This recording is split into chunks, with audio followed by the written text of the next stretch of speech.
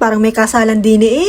Kaganda man din ang design mga lodi. Kadaming pailaw. Aba syempre pag nagpunta ka dito, bonggahan ng selfie. Pagkatapos ko nga po magpagupit, ay ako'y dumiretso din eh. Tara po at i-guide ko kayo. Xiaoqi 1 po from exit D1. Paglabas natin, diretsuhin lang natin ang tunnel. Diretso lang po at paglabas natin, diretso pa. Basta mga lodi ko, straight lang kayo dyan. Kuka, pagod yata maglakad papunta din eh. Abay, okay lang. Importante ay nakagala. Ayan, may kita natin na subway. Papasok tayo dyan. Diretso lang po ulit. Payo ko lang po sa inyo kapag nagpunta kayo dyan, magdala ng pamaypay or fan. Talaga namang kainit. Bagnas pawis man din ang inyong kumya. Aba, syempre, wag natin kakalimutan magbaon ng tubig. Ayan, akyat tayo ng hagdan at sa ating bandang kaliwa, nandyan na po ang kanilang display. Lakad lang po at bubungad sa atin ang napakagandang garden. Ang ganda nga po dyan mag-selfie at maglakad-lakad ng pa-slow mo. Sayang nga lang po at nung nagpunta ako dyan ay kakonti lang yung may mga ilaw. Hinintay ko naman pero hindi talaga nagbukas. Baka napundin